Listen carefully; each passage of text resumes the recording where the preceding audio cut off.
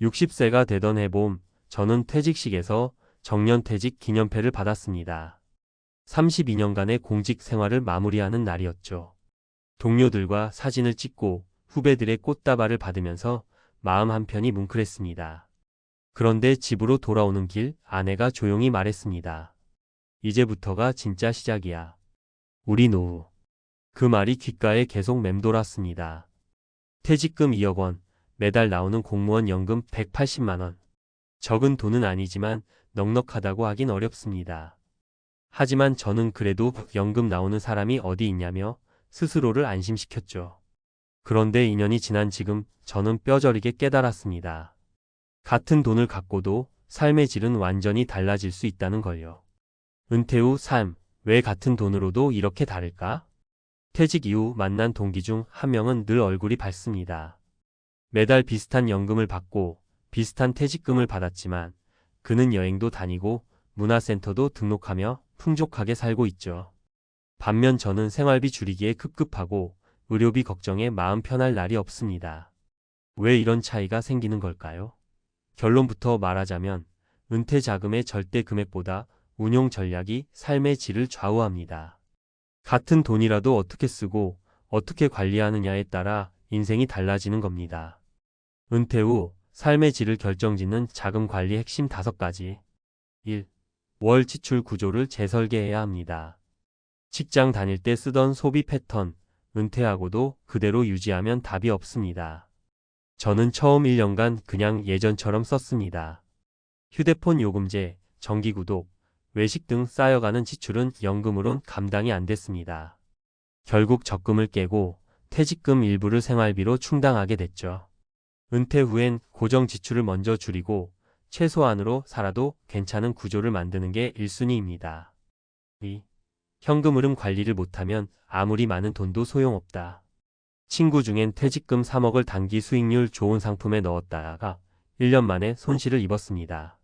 반면 저는 2억 중 5천만 원을 1년짜리 정기예금으로 쪼개 놓았고 매달 이자를 생활비 일부로 활용 중입니다. 중요한 건 지속 가능한 현금 흐름입니다. 한 번의 수익보다 매달 얼마가 안정적으로 들어오느냐가 더 중요하죠. 3. 비상금 계좌는 따로 만들어야 합니다. 예상치 못한 병원비나 집 수리, 자녀 지원 등 급전이 필요한 순간이 반드시 옵니다. 그런데 모든 돈을 투자나 연금으로 묶어두면 꺼내 쓸 수 없어요. 저는 통장 하나를 비상금 통장으로 만들어 최소 500만 원을 항상 남겨두기로 했습니다. 이 여유가 심리적 안정감을 줍니다. 4. 지출에는 의미가 있어야 한다. 친구들과 식사할 때도 문화생활을 즐길 때도 그냥 소비하는 것이 아니라 의미 있는 경험이 되도록 신중하게 선택합니다. 은퇴 후에는 소비가 곧 삶의 기억이 되기 때문이죠. 무조건 아끼는 것보다 자신에게 중요한 지출엔 아낌없이 투자하고 불필요한 지출은 과감히 줄이는 선택이 필요합니다. 5. 심리적 여유도 자산이다. 같은 금액이라도 어떤 사람은 늘 불안해하고 어떤 사람은 여유롭게 보냅니다. 그 차이는 금액이 아니라 돈에 대한 태도에서 나옵니다. 저는 매달 예산표를 직접 쓰며 이번 달 남은 금액과 다음 달 예상 지출을 시각화합니다. 돈의 흐름을 파악하면 이상하게 불안이 줄어들더군요. 사례 1. 62세 전직 소방관 김재호 씨 소비 구조 바꿨더니 여유가 생겼다. 김재호 씨는 퇴직 후에도 예전처럼 외식을 자주 하고 자동차 유지비에 월 70만 원 가까이 썼습니다. 그런데 생활비가 빠듯해지자 과감히 결정을 내렸죠. 차를 팔고 대중교통을 이용하기 시작한 겁니다. 그 결과 자동차 유지비, 보험료, 주유비가 사라지고 매달 50만 원의 여유가 생겼습니다. 그 돈으로는 부부가 문화센터에 등록해 여가를 보내고 오히려 삶의 질은 올라갔습니다. 사례 2. 60세 전직 초등학교 교사 이선자 10월 150으로도 풍요로운 삶 가능. 이 씨는 퇴직 직후 가족회의를 열어 지출 항목을 3단계로 나눴습니다. 꼭 필요한 것, 있으면 좋은 것, 없어도 되는 것. 이 기준으로 불필요한 정기구독, 보험 중복, 쇼핑 앱 등을 정리했고 월 150만 원이면 충분히 사는 구조를 만들었습니다. 남은 금액은 매달 적립식으로 운용하고 1년에 한 번 부부가 함께 국내 여행을 다녀옵니다. 그녀는 말합니다. 예산에 맞춘 삶이 아니라 내 삶에 맞춘 예산을 짰더니 편안해졌어요. 사례 3. 65세 전직 구청 과장 정윤철 씨 은퇴 후 2년 만에 다시 일터로. 정 씨는 퇴직금 2억 전액을 부동산 수익형 상품에 넣었습니다. 월세 수익이 있을 줄 알았지만 공실이 길어지면서 매달 적자가 났고 결국 생활비를 대기 위해 2년 만에 마트 배송 알바를 시작하게 됐습니다. 그는 말합니다. 내가 했던 가장 큰 실수는 돈이 들어올 거라는 가정하에 지출을 계획한 거예요. 마무리 은퇴 후 돈은 도구일 뿐입니다. 퇴직 후 2년이 지나 저는 이제야 조금은 편안해졌습니다. 이유는 단 하나, 돈에 대한 태도와 전략이 달라졌기 때문입니다. 같은 연금을 받아도 어떤 사람은 매달 여행을 다니고 어떤 사람은 공과금 걱정을 합니다. 중요한 건 얼마를 받느냐보다 그 돈을 어떻게 쓰고 어떤 기준으로 관리하느냐입니다. 은퇴 자금은 목돈보다도 현금 흐름, 심리적 여유, 그리고 지속 가능한 소비 구조가 핵심입니다. 지금부터라도 내 돈의 흐름을 다시 들여다보세요. 그게 결국 내 노후의 질을 바꾸는 첫걸음입니다. 같은 돈으로도 삶이 달라진다는 말의 의미 은퇴 자산의 운용 방식이 핵심입니다. 은퇴 후 같은 수준의 연금이나 퇴직금을 가지고 있음에도 불구하고 어떤 사람은 여유롭게 생활하고 어떤 사람은 매달 빠듯하게 살아가는 경우가 많습니다. 이 차이는 단순한 금액의 크기에서 비롯된 것이 아니라 자산을 어떻게 쓰고 어떤 기준으로 관리하느냐에 따라 발생합니다. 은퇴 후 자금 관리에서 반드시 고려해야 할 5가지 핵심 포인트. 1. 절대 금액보다 더 중요한 현금 흐름 구조 만들기. 대부분의 은퇴자는 고정 수입원이 제한적입니다. 국민연금, 공무원연금, 퇴직연금, 개인연금 등이 전부일 수 있습니다. 여기서 중요한 건 매달 얼마를 쓸 수 있는가이지 얼마를 갖고 있는가가 아닙니다. 따라서 은퇴자금은 지속적이고 예측 가능한 현금 흐름을 창출할 수 있도록 설계해야 합니다. 예시 전략. 퇴직금 일부를 단기예금, 채권형 ETF 또는 즉시연금 등으로 분산. 생활비 대비 최소 2년치의 현금성 자산 확보.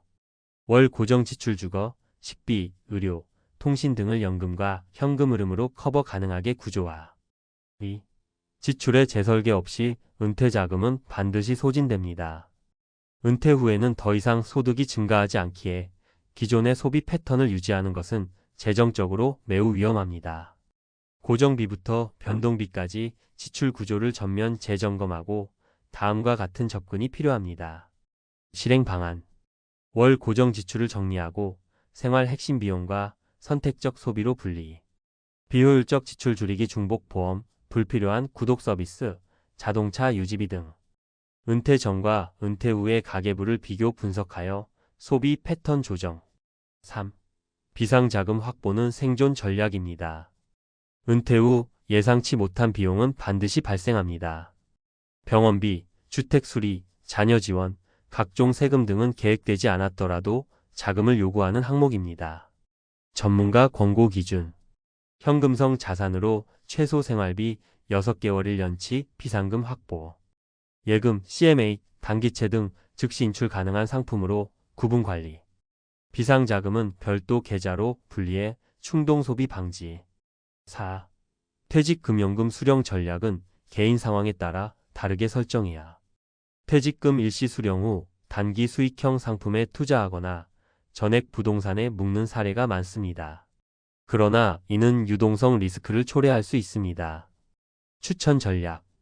퇴직금의 일부는 즉시 사용 가능한 계좌에 보관.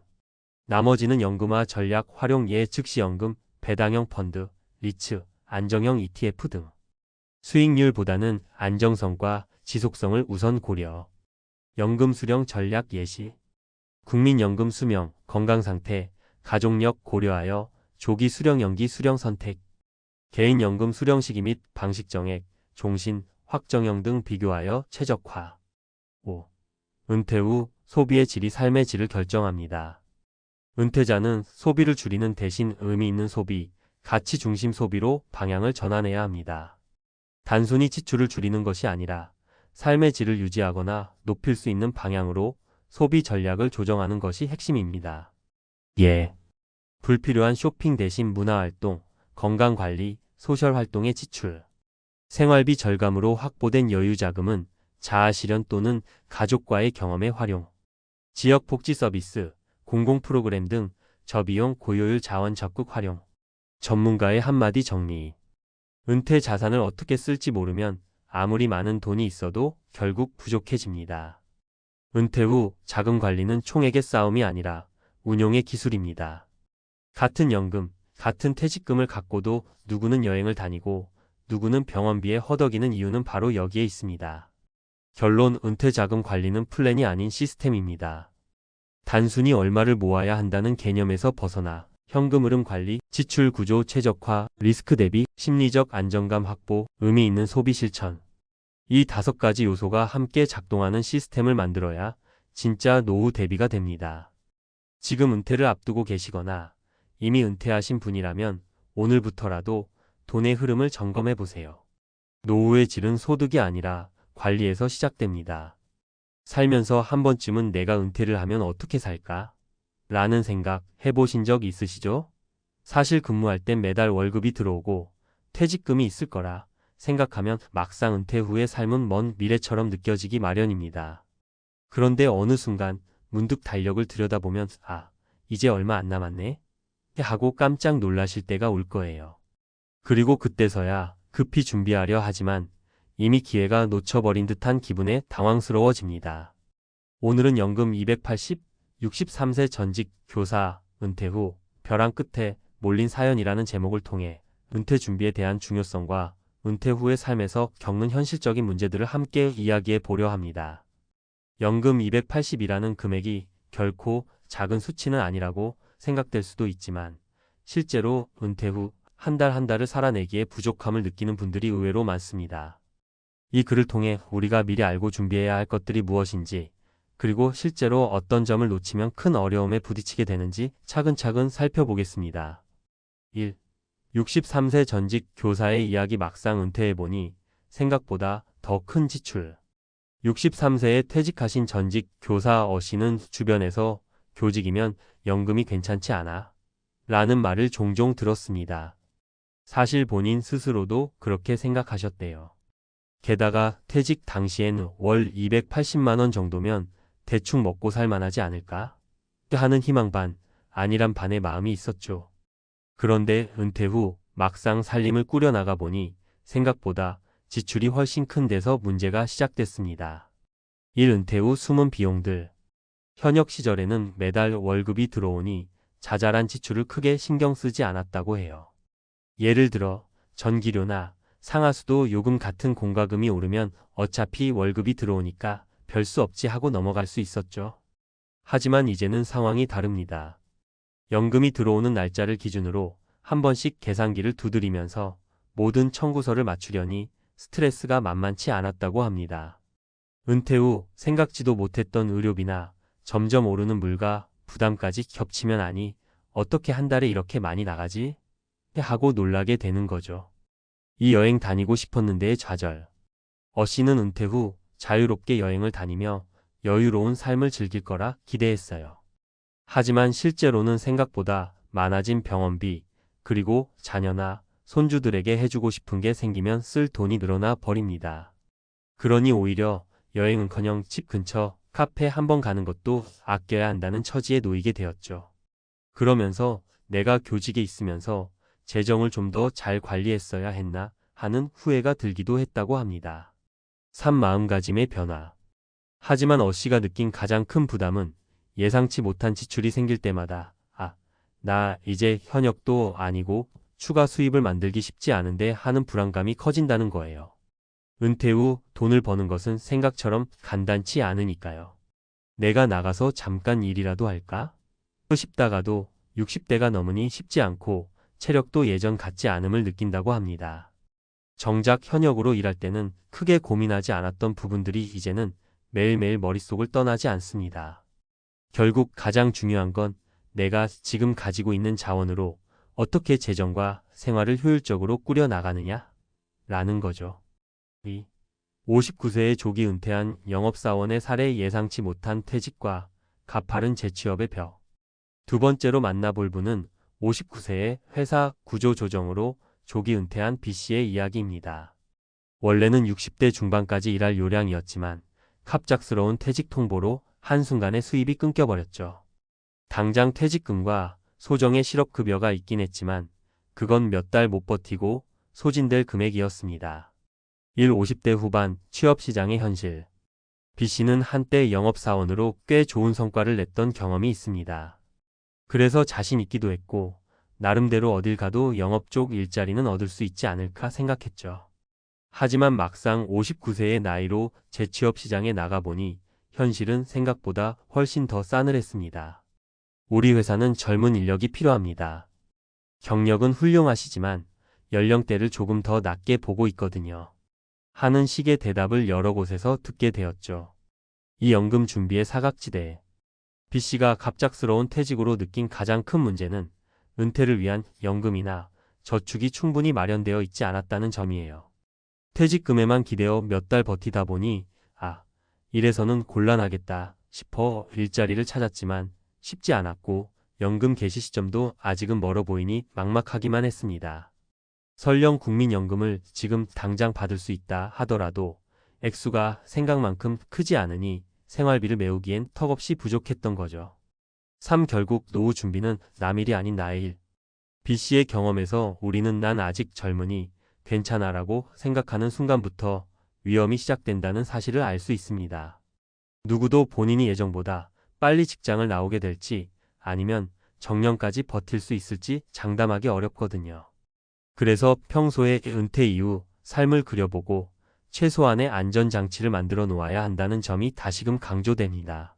갑작스러운 퇴직 앞에서 마음의 준비와 함께 재정적 대비가 되어 있지 않으면 한순간에 모든 것이 흔들릴 수 있다는 거죠.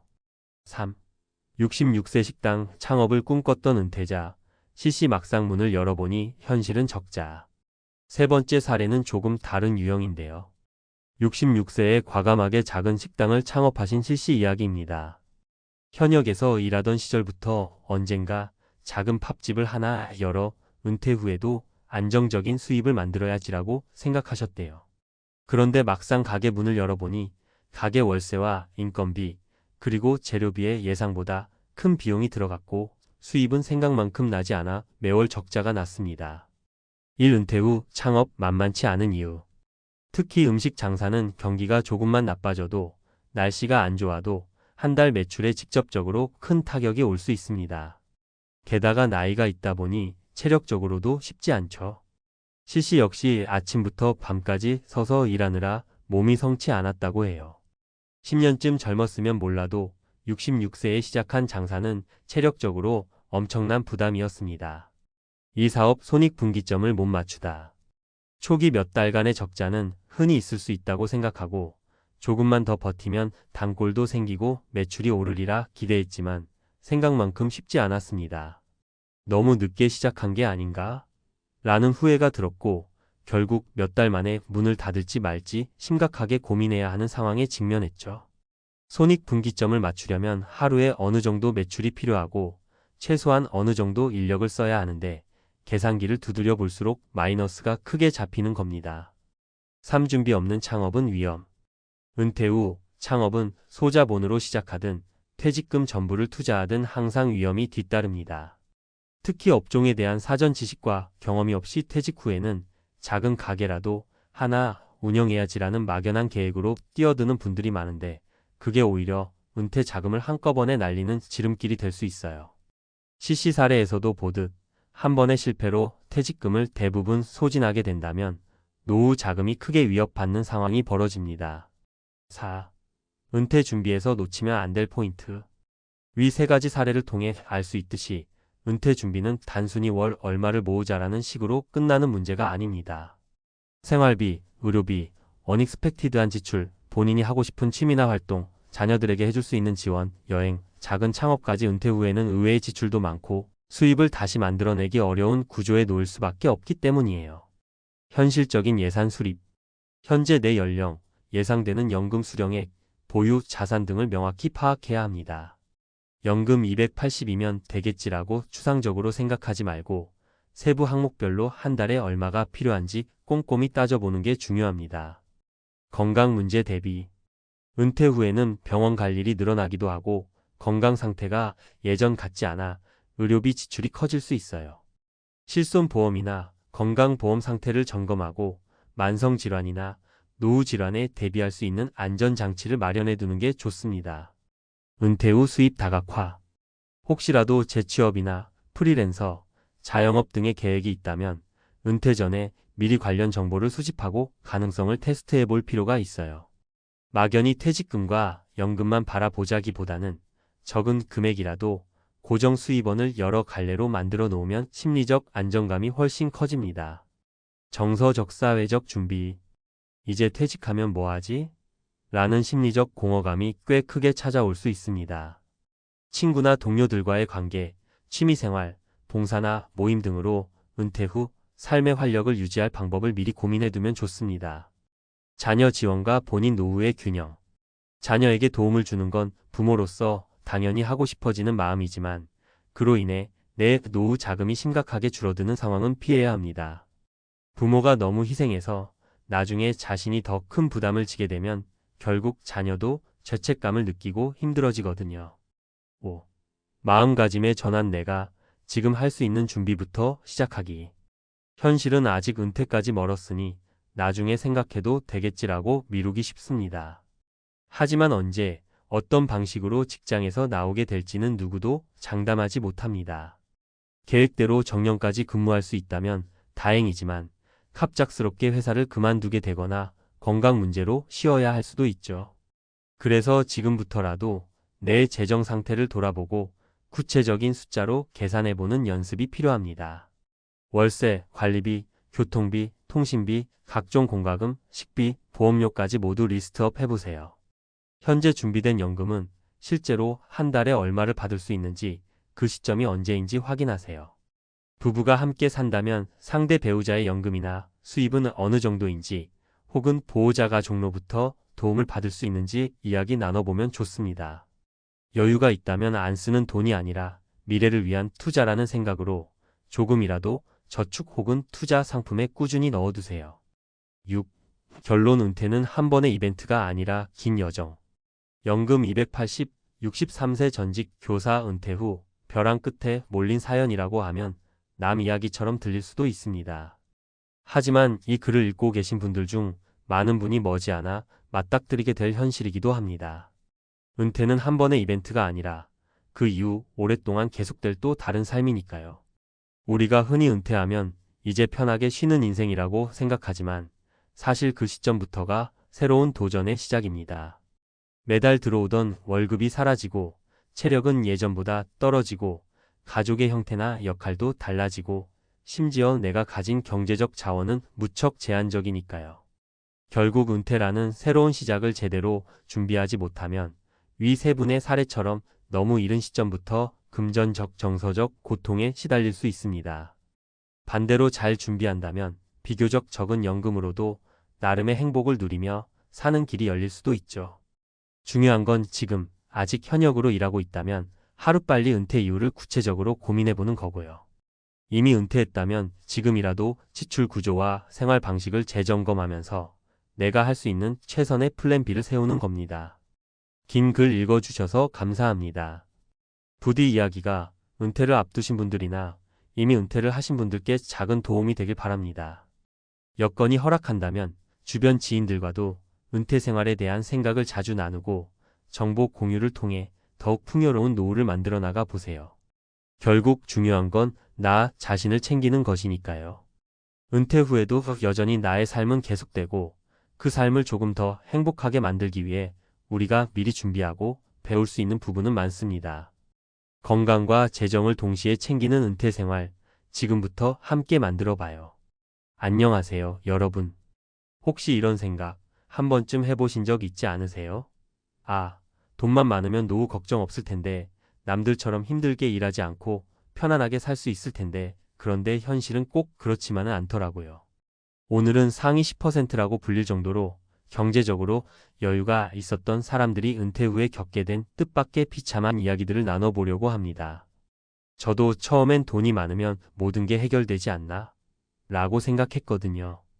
그런데 정말 그렇지 않은 사례들이 꽤 많았습니다. 우리가 흔히 부자라고 부르는 분들, 즉 상위 10% 정도면 대체로 경제적 안정이 보장된 것처럼 보이고 은퇴 후에도 호화로운 라이프 스타일을 누릴 거라고 상상하잖아요. 그런데 막상 실제로 만나보면 예상과 전혀 다른 고민거리와 문제로 괴로워하는 경우가 많았습니다. 마치 큰 돈 때문에 오히려 더 큰 위험에 노출되는 그런 역설적인 상황 말이죠. 자, 오늘은 구체적으로 3가지 사례를 들어서 말씀드리고 왜 이런 일이 벌어지는지 또 우리가 어떤 교훈을 얻을 수 있는지를 같이 생각해 보려고 해요. 물론 여기 등장하는 분들은 사생활 보호를 위해 이름이나 직업은 조금씩 바꿨으니 참고해 주세요. 하지만 겪은 상황 자체는 실제와 거의 흡사합니다. 1. 어느 대기업 임원의 위태로운 황원기 김 이사님 이야기. 첫 번째 사례는 소위 말하는 대기업 임원을 역임했던 김 이사님의 이야기입니다. 김 이사님은 회사에 30년 넘게 몸담으면서 상무, 전무직을 두루 거친 후 퇴직금을 많이 받았고 회사 주식을 매각해서 꽤 큰 목돈을 손에 쥐었어요. 퇴직 직전에는 연봉이 어마어마했으니 이 정도면 우리 가족은 평생 먹고 살 걱정 없겠다라고 생각할 만도 했죠. 실제로 주변 사람들도 부럽다라는 말만 했을 정도였으니까요. 그런데 막상 은퇴 후에 지내보니 문제가 하나둘이 아니었다고 합니다. 첫 번째로 갑자기 내가 뭐하고 있지? 라는 허탈감이 엄청나게 몰려왔다고 해요. 평생 회사에서 중요한 의사 결정을 하고 수백 명 직원들의 인사와 업무를 관장해 왔던 사람이잖아요. 매일같이 쏟아지는 이메일, 전화, 회의에 둘러싸여 살다가 갑자기 집에서 혼자 TV 앞에 앉아 있으려니 그 공허함이 말도 못하게 컸다는 겁니다. 두 번째 문제는 가족과의 갈등이었습니다. 돈이 부족하지 않으니 큰 문제 없지 않았겠느냐고 생각할 수도 있죠. 그런데 그렇지가 않았어요. 아내와 자녀들은 이미 김 이사님 없이도 자기들만의 생활 패턴을 만들어서 편하게 지내고 있었고 김 이사님이 갑자기 집에 오래 있다 보니 사소한 일로 잔소리를 하게 되는 거예요. 예전에는 회사에서 바쁘게 지내느라 못 느꼈던 혹은 지나쳤던 부분이 이제는 눈에 확 띄잖아요.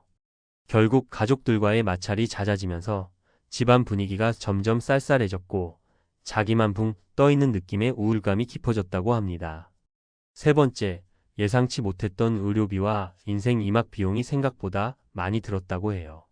주변에서 퇴직금 굴려서 창업이라도 한번 해봐라라는 권유가 있었고 본인도 뭔가 할 일을 찾아야겠다고 생각해 카페를 차렸는데 결국 관리도 안 되고 적자만 누적되어 폐업했습니다.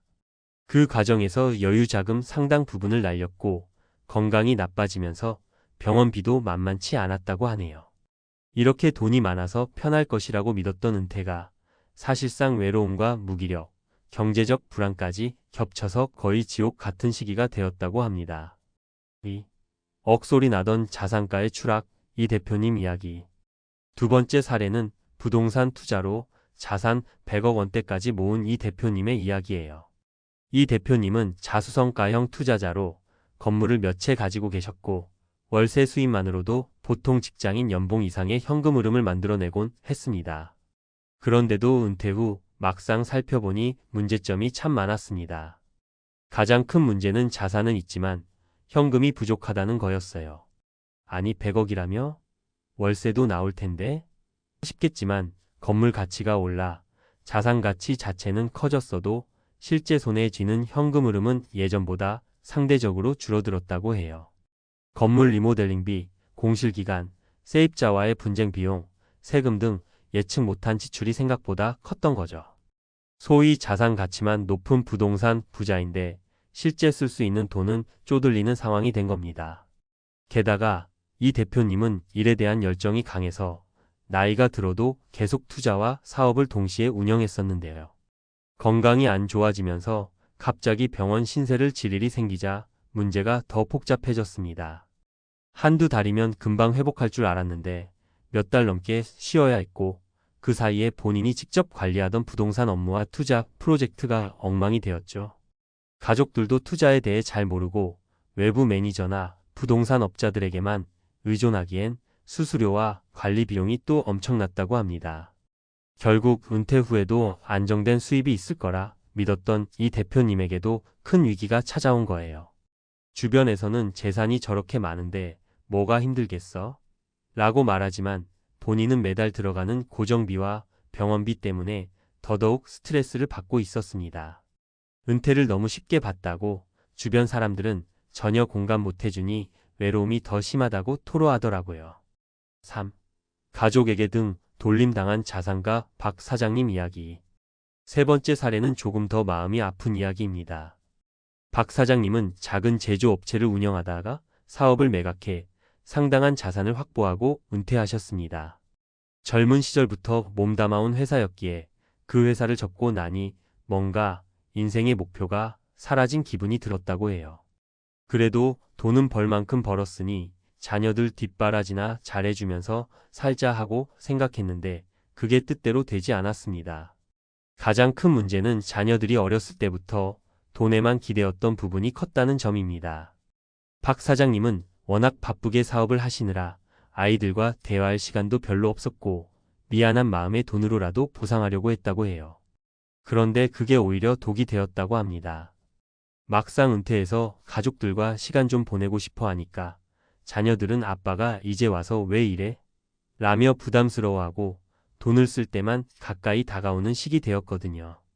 결정적으로 박 사장님이 건강 문제가 생겨 수술을 받았을 때 자녀들이 간병이나 병원 일정을 챙겨주기는커녕 용돈 문제로만 다투는 상황에 이르렀다고 합니다. 어쩌다 우리 가족이 이렇게 됐지? 라고 자괴감이 들었지만 이미 자녀들은 돈을 목적 삼아 습관처럼 살아왔고 박 사장님 역시 그걸 바로잡을 노력 없이 방치해왔으니 어쩌면 당연한 결과였는지도 몰라요.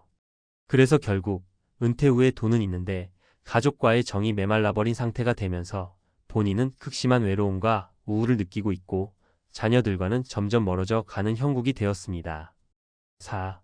왜 이런 일이 벌어질까?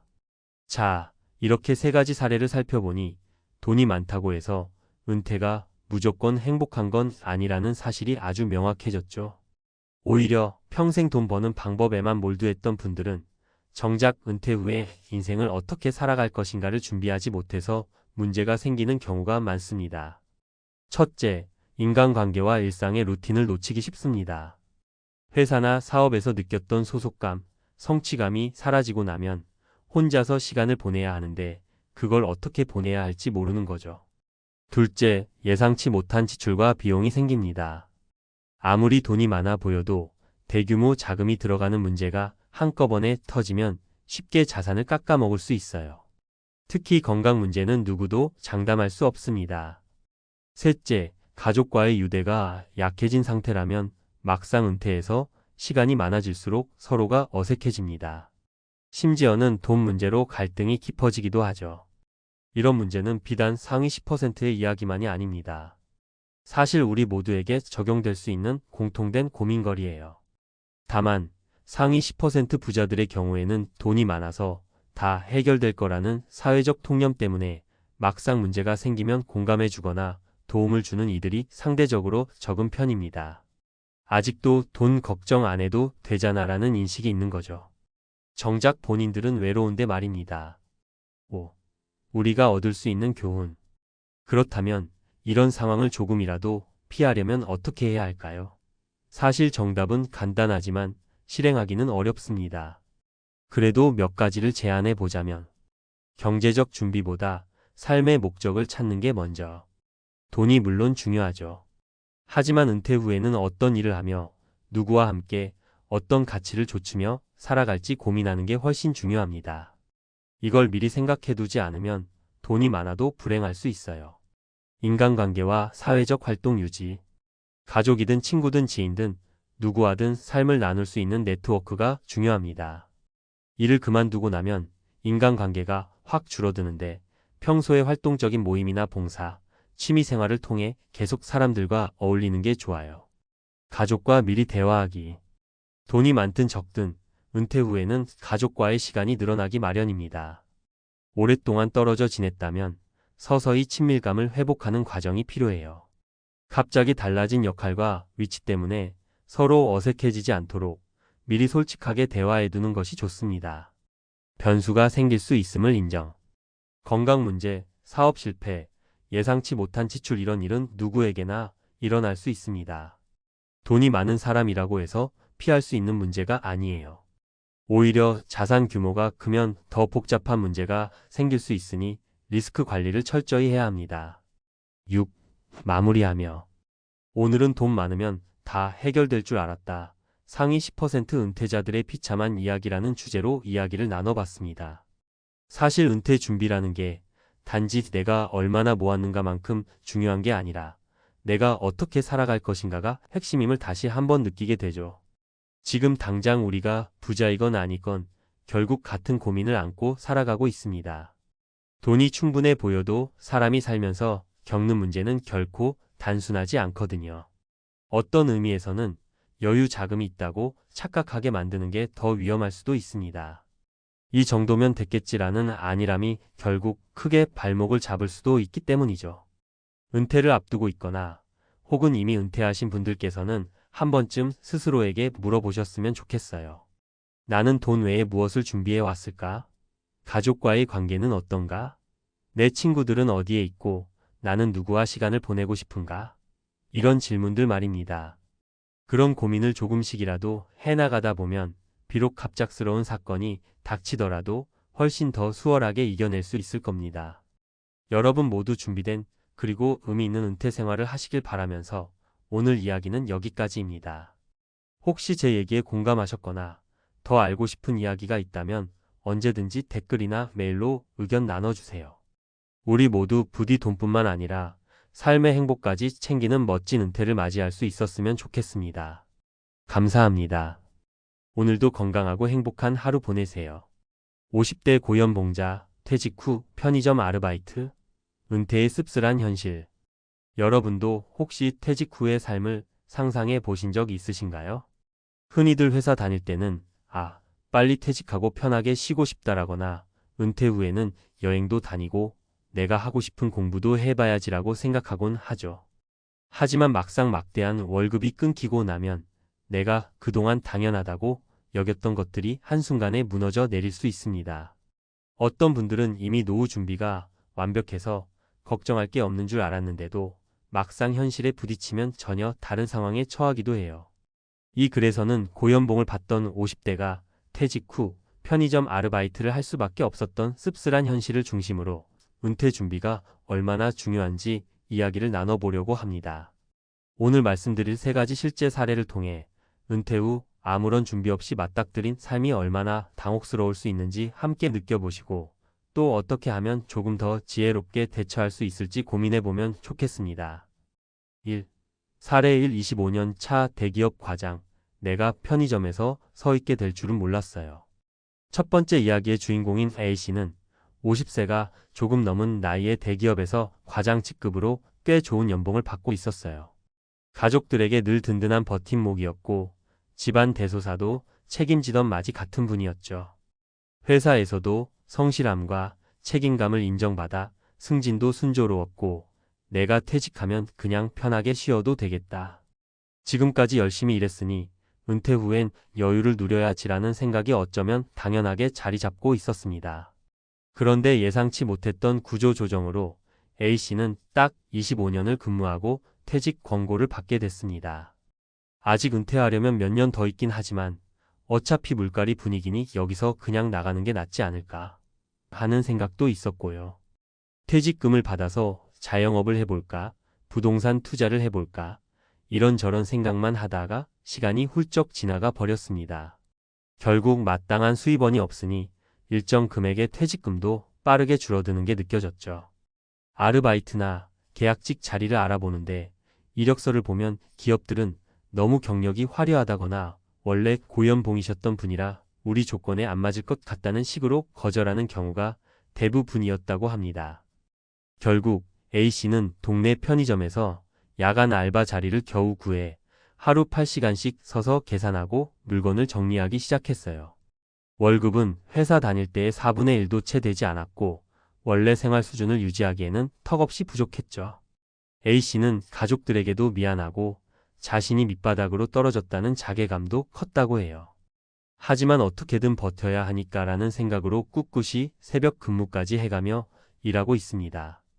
이 이야기를 들은 사람들은 역시 고연봉자라도 은퇴 준비가 안 되어 있으면 한순간에 이렇게 될 수 있구나 하면서 안타까워하곤 하죠.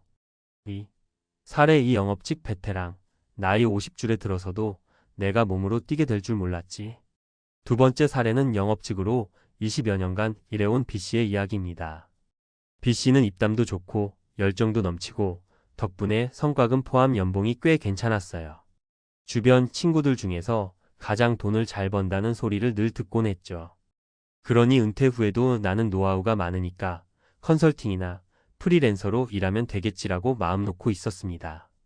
그런데 실제로 프리랜서로 활동하려고 보니 막상 일거리를 찾기 쉽지 않았습니다. 꾸준히 영업으로 먹고 살았다는 경력도 다른 기업 입장에서는 비슷한 조건에 더 젊은 사람을 쓰겠다라는 논리에 쉽게 밀려버리더군요. 오히려 B씨는 무리해서라도 작은 사무실을 얻어 컨설팅 회사를 차렸는데 초기 비용이 생각보다 많이 들었고 경기까지 나빠져서 의뢰가 뚝 끊기니 이건 뭐 한순간에 적자로 돌아섰습니다. 결국 이런저런 비용을 감당하다가 더 이상은 버틸 수 없다는 판단이 서서 사무실을 정리했는데 그 시점이 B씨 나이 50이 넘었을 때였어요.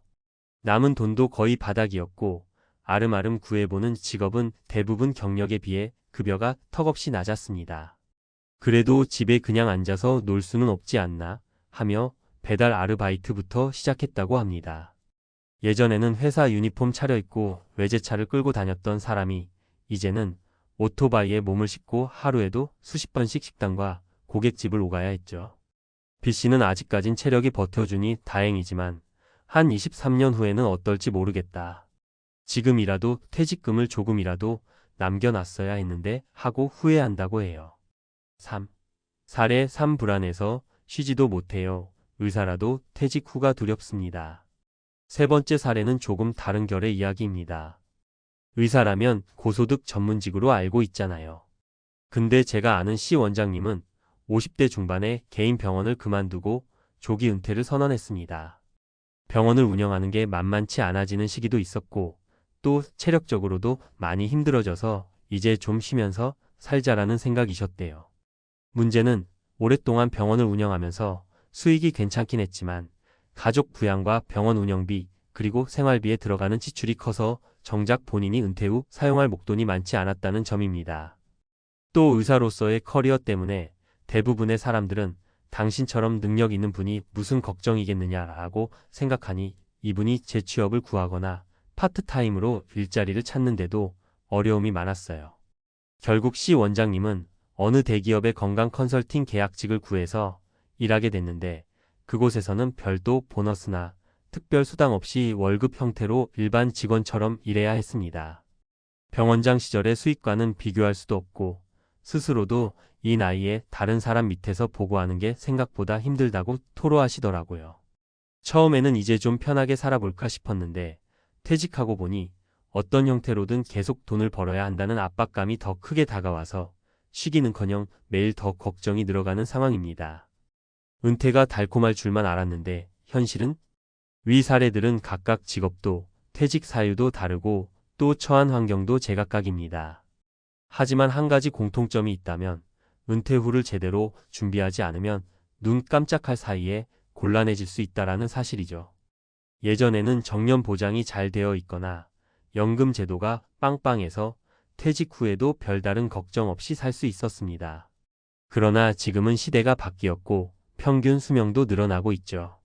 7080세까지는 현역으로 일할 수 있다고 보는 사회가 되어 가는데 정작 50대 중후반에 회사를 그만두면 남은 2030년 이상의 인생을 오롯이 책임져야 하는 상황이 펼쳐집니다. 돈이 전부는 아니지만 현실적으로 은퇴 후에 월급이라는 안전장치가 사라지면 생활비나 주거비, 의료비 같은 필수 지출 외에도 갑작스러운 지출, 예를 들어 자녀 교육비나 부모님 부양, 혹은 예상치 못했던 질병 같은 상황이 찾아올 수 있습니다. 그러다 보면 어쩔 수 없이 체력도 뒷받침되지 않는 나이에 몸 쓰는 일을 할 수밖에 없게 되는 거예요. 그럼 어떻게 준비해야 할까? 재정 상태 점검. 제일 첫 번째로 해야 할 일은 내 재정 상태를 객관적으로 점검하는 겁니다. 내가 현재 어떤 자산을 가지고 있고 어떤 부채가 있는지, 매달 고정적으로 들어오는 돈과 나가는 돈이 얼마인지 꼼꼼히 기록해 보세요. 생각보다 불필요한 지출이 많을 수도 있고, 반대로 내가 예상보다 더 적은 돈으로도 잘 살 수 있을 수도 있습니다. 현실적인 수입 구조 설계. 은퇴 후에도 수입이 완전히 0이 되면 버티기가 쉽지 않습니다. 퇴직금이나 연금 외에 파트타임이나 자영업 등으로 작은 금액이라도 꾸준히 들어오는 구조를 미리 만들어두면 훨씬 안정적이죠. 예를 들어 취미와 연계된 강의나 유튜브 활동 또는 작게 시작할 수 있는 온라인 사업 등을 계획해 볼 수 있습니다. 가족과의 대화, 그리고 마음가짐 정비.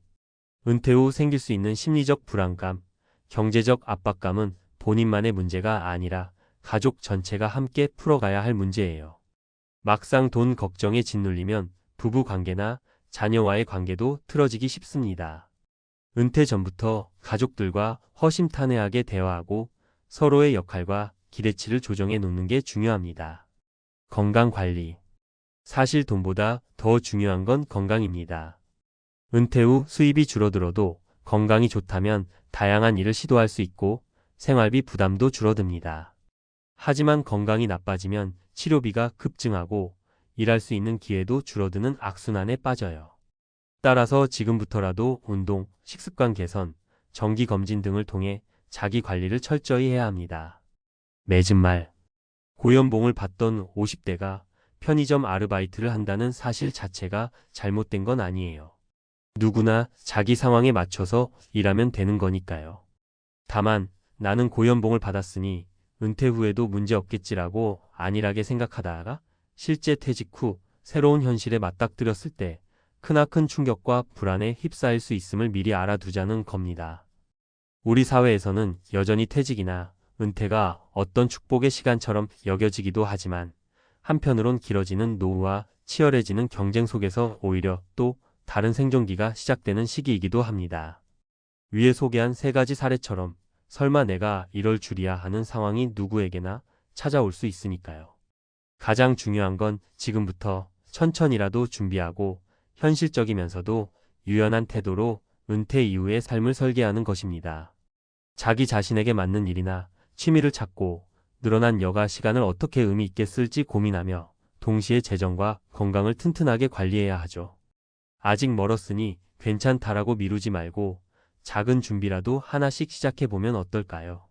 나중에 그때 준비해 두길 정말 잘했지라며 안도하는 그날이 분명 오리라고 믿습니다.